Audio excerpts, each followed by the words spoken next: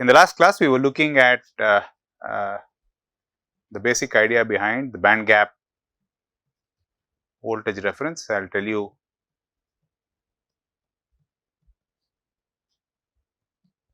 why it is called the band gap. So, the basic idea, as you saw, was take a diode drop which we called VB1, whose temperature coefficient is CTAT, and roughly negative 2 millivolts per Kelvin, right, and somehow generate a PTAT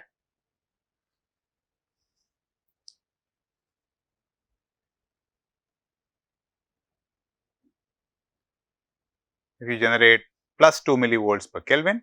If you add these two, you get something which is independent of temperature, right. So,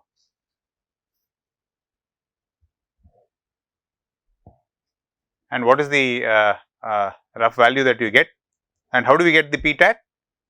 You take the voltage difference between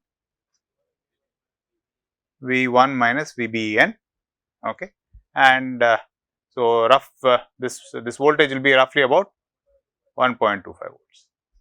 Okay, so why is it called so it's a voltage reference, all right. The question is, why is it called a band gap voltage reference? If you go and write out all the device equations for VBE1 and VBE1 minus VBEN and manipulate through, you know that all of this will contain expressions for the saturation current IS. Okay. So, if you go and work out all the math there, it will turn out that you can actually trace it to the band gap of silicon, which is about 1.2 volts, right. So, this is why these are called band gap voltage references, and so you can get anything proportional to, once you have 1.2 volts, you can get a fraction of it or a multiple of it by appropriate multiplication. So, as far as we are concerned, we said that we need to add, and that reference is called VBG, right.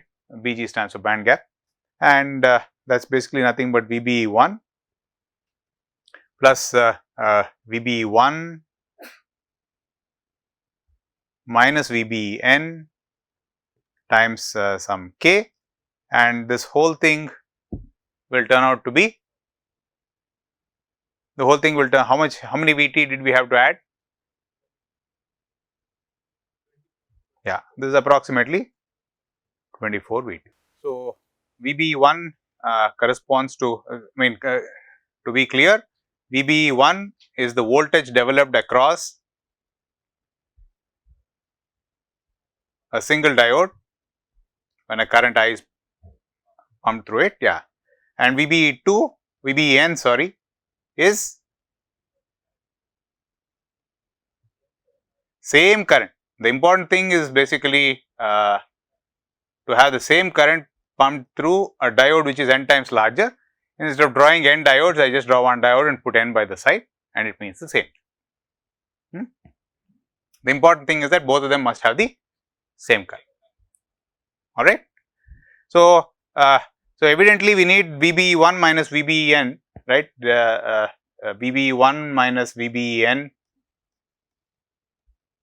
is nothing but VT ln n, okay, and if you choose a reasonable value of n, a typical value for n, a good value to choose is 8. I will tell you why that 8 makes sense, but at this point, if 8 is just a choice as good as any other, right, you only get ln 8 is roughly about maybe 2 or so, right. So, you only get 2 VT, but we know 24 VT. So, what should we do? We need to amplify this 2 VT to about 24 VT. So, and how do we amplify a voltage? We always, in whatever we do, voltage gain is always obtained by converting voltage into a current, and then taking that current, pushing it through a larger resistor, right. Whichever amplifier you have seen, basically that is what is happening. So, therefore, the first job is to convert VBE1 minus VBEN into a current, alright. And before that we said we start off with converting VBE1 into a current, then we will figure out how to convert VBE1 minus VBEN. So, how do we convert we want VBE1 by R, we want this current, and how do we do this? Well, we have seen this over and over again. If you basically had a variable current source which is modeled by a PMOS transistor with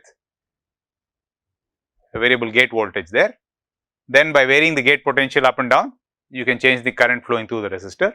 So, what you need to do is compare this voltage with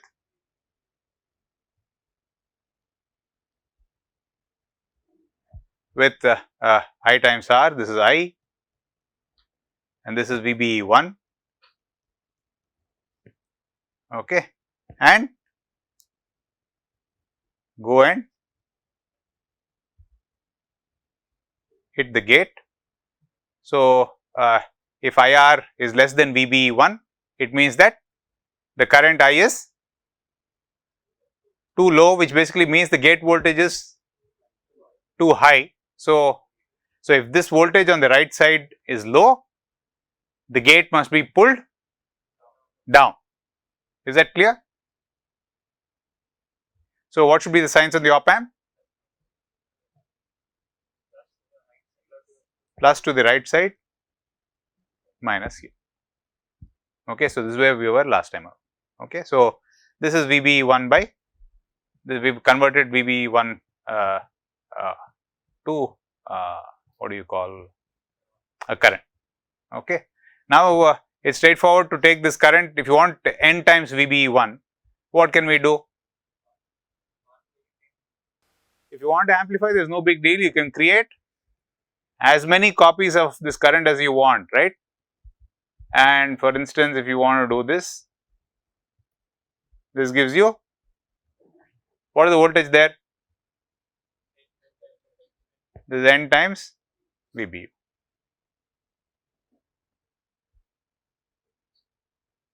Is this clear? Okay, anyway, so that is not my main point though. Alright, so we've converted VBE1 into a current. The point I am trying to make is that once you have a current, you can mirror it, because the current is basically in this case is just simply coming from a transistor with appropriate source gate voltage. So, you can mirror it and make as many copies of your current you want, and therefore, you can accomplish gain. So, but what we need is not VBE1 by R, what we need is VBE1 minus VBN by R. Okay. So, any suggestions on how I can use, how can I get VBE1 minus VBN by R? Okay, all right. So, as we discussed the last time around, basically if you had a battery of VBEN, you would connect it like this, correct? And so, here in this case, therefore, we will connect a diode of size n, all right. So, what is so this is VBE n,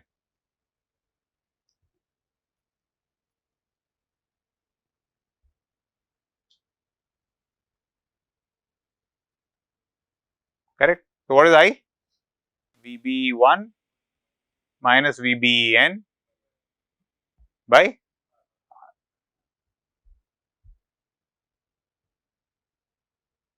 okay, all right. And what is VBE? How do we generate VBE1?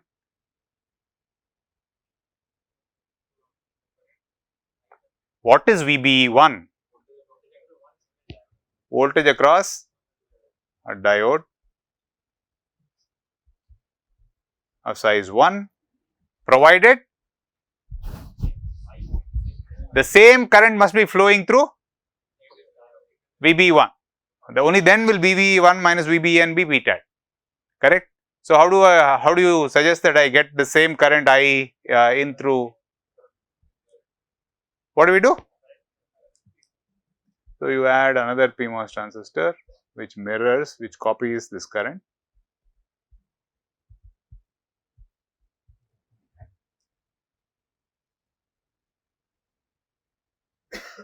Okay. So if the op amp is ideal, the two voltages at the at its inputs are the same. So the current is VB1 minus VBN by R, which is nothing but VT ln N by R.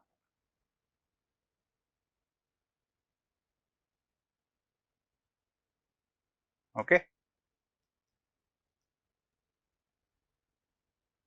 Now, if we want, so now to this, what must we do? What all? So we have a current which is PTAT. So what we want to do is we want VB1 plus some K times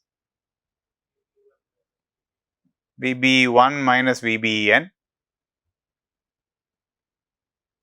So how do we get this now? Any suggestions? There are multiple ways of doing it. Anyone is good enough. Very good. Okay.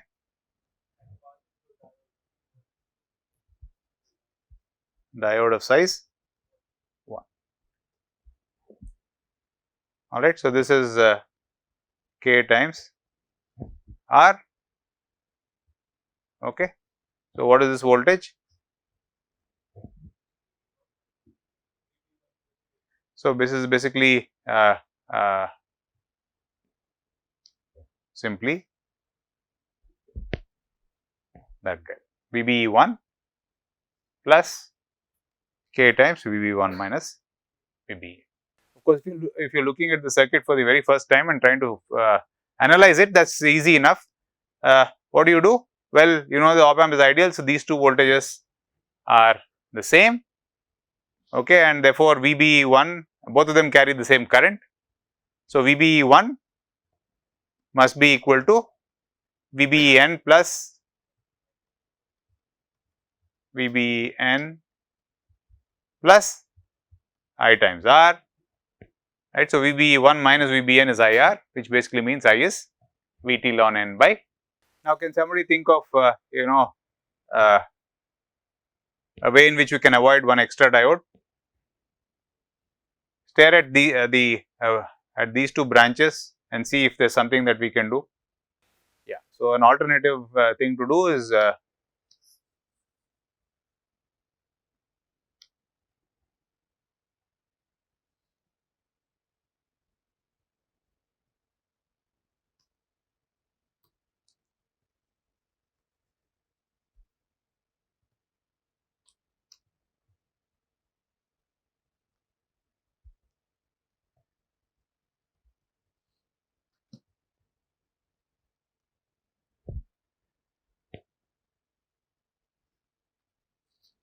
that is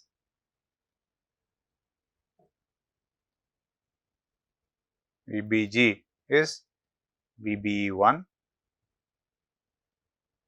plus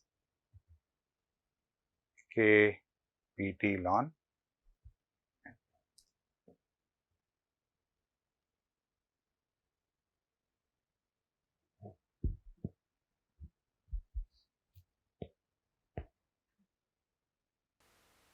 Right. So basically, there's this is one way of interpreting or deriving the band gap. There are many other ways of doing it, right? Let me just, for the sake of completeness, do a couple more. One way of interpreting this result is to think of it as the following. So we want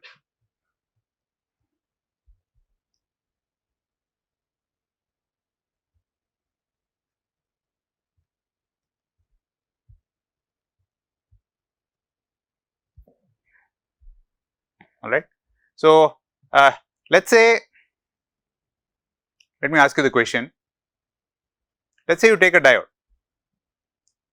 and pump I through it. Let us say I take a diode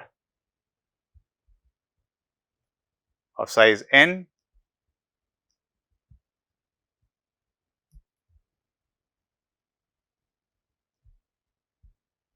and size 1,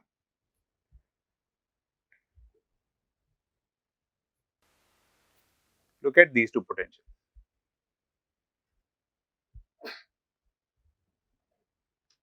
Okay. Now, the question is, for an arbitrary value of I, is what comment can we make about VA and VB? Will they be the same or will they be different? There is no reason for the two to be the same. However, if for one magic value of I, which is I star,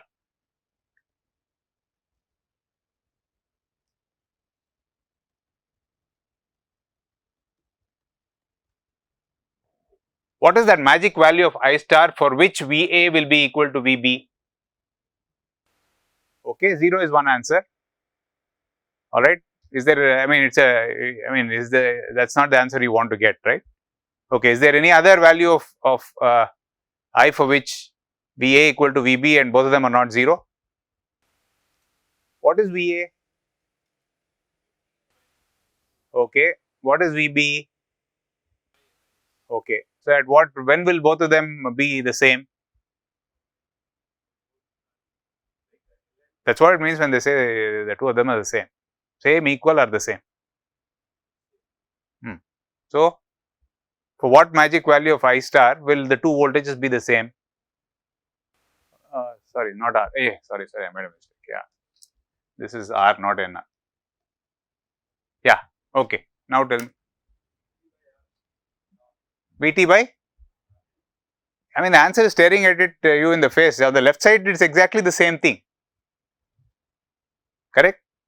On the left side, what is op amp doing? The two voltages are the, what comment can you make about the voltage across the two branches?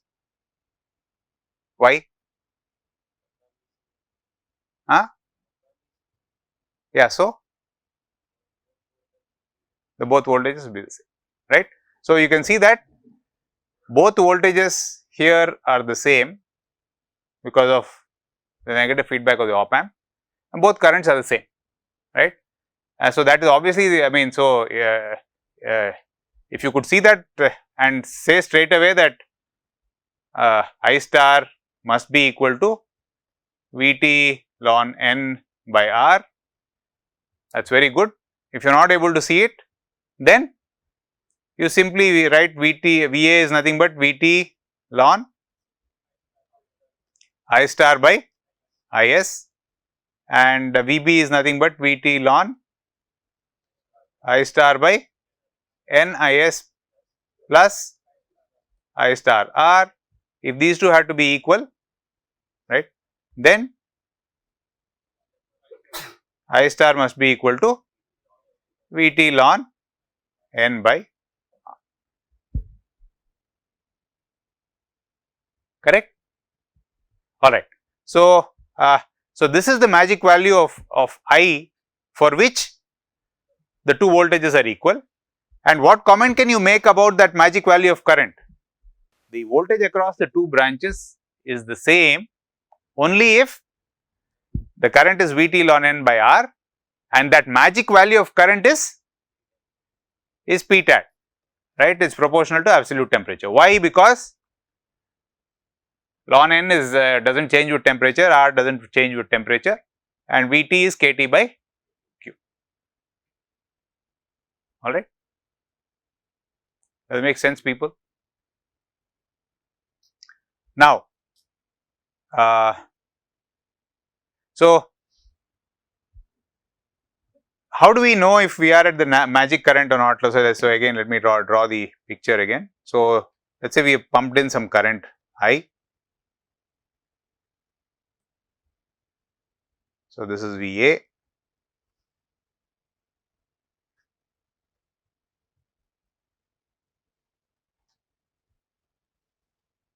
This is R. This is VB. So let's say you're in the lab and you pump some value of current I. You're asked to find you're in the lab, you're given this thing, two identical current sources which can be varied. You're asked to find this I star. What will we do? How will we figure this out?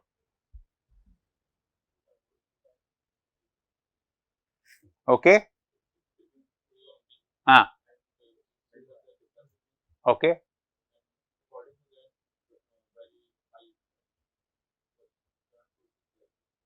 Okay.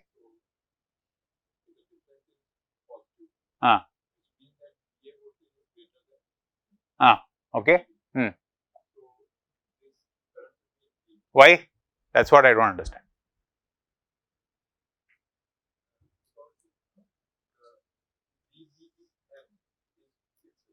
This some magic value I star, VA and VB will both be identical.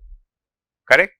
Now below I star, below the magic value for currents which are way smaller than I star, how will we, which will be larger, VA or VB? Why?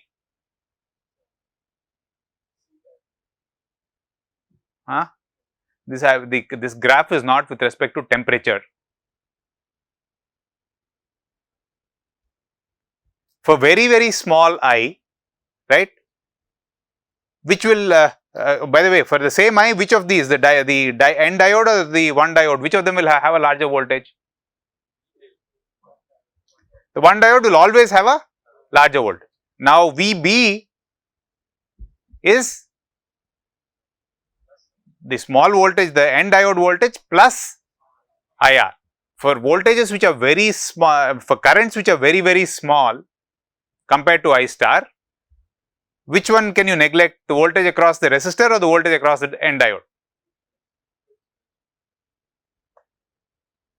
Do you understand the question I am asking?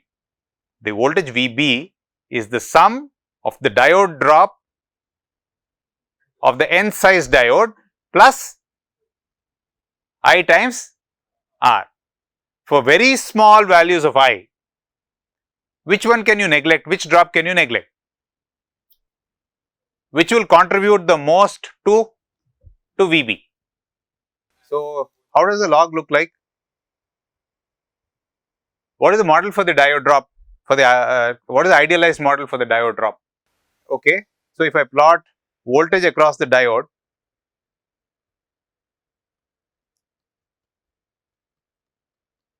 versus current, what is the idealized model? It's open. Okay. So, in forward bias, so if I plot only the forward bias region, and what will be the voltage drop? Okay. So, the idealized model is something like this, correct? In reality, what will it be? Something like that, right? It's logarithmic, not exponential. I mean, if you look at, turn your head 90 degrees, then it's exponential. Okay. All right. Okay. Now, what is IR? How does IR look? Linear. So, for small values of I, which will dominate? Why? What did you say before? Why? Yeah, that's correct. So, I mean, what is a logarithm? Even when the input changes by, in an order of magnitude, the logarithm only changes by a small amount, correct? So, when the current is very small, which term will dominate? Which term will dominate? You're convinced or you're not convinced, right? So, for very small values of I, which will be greater? I mean, which will be greater, VA or VB? VA, right? So, VA will look like something like this. VB for very small I will be, this difference for very small I will be VT ln N, because the drop across the resistor is, it will be very small. As you keep increasing I for large values of I, which will dominate? The linear term will dominate. So, basically the curve will eventually do something like that.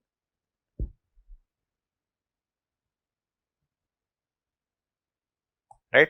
So, if I is less than I star, VA is, this is VA, this is VB. VA is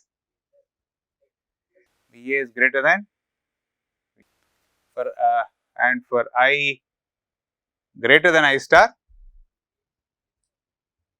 VA is less than V. Correct? All right.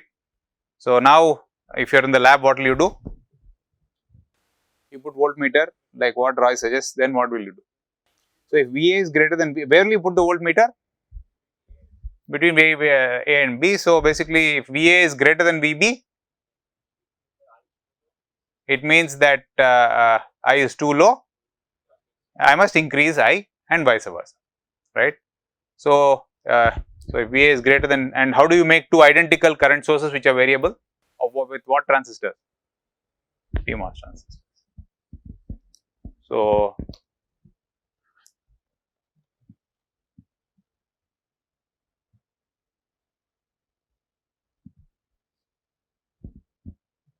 all right. So, if VA is greater than VB, we must increase I, correct. If you have to increase I, what comment can you make about the gate voltage? Must be reduced. So, if VA is greater than VB, so you compare VA and VB. So, this is a voltage control, the gate voltage is controlled by the difference between VA and VB, and therefore, what kind of control source is this? Voltage controlled voltage source. How much must be the gain? I mean, ideally infinity, so that even if there is a small difference, you can go and kick the current in the right direction. Now, what is the direction? If VA is greater than VB, the gate voltage must be pushed down. So, that must be, what must be? This is negative, this is positive. All right. So, this is basically just another way of deriving the same circuit. All right. This is the PTAT. Once you have the PTAT, you can basically add VB1 plus PTAT in multiple ways, right. Yet another way is the following.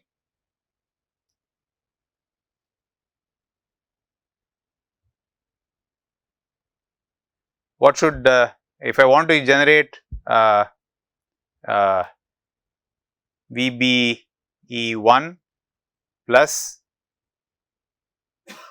KVT ln N, what should be the value of this resistor Rx? And where is my band gap voltage? What is this current?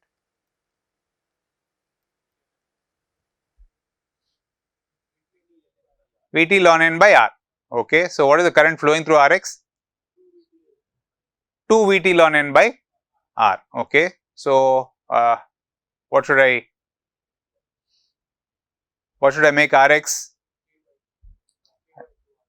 I should make it K times R by 2.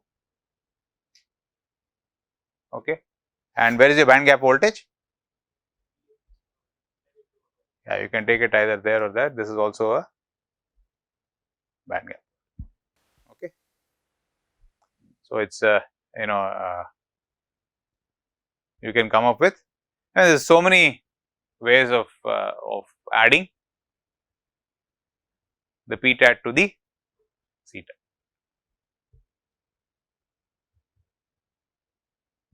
Right. So, this is basically saying, I mean, the approach here is basically telling you that one way of thinking about that PTAT current is pump the same current through a branch which contains a diode of size 1 and another branch which contains a diode of size N and a resistor R, right. In general, the voltages across these two branches will not be the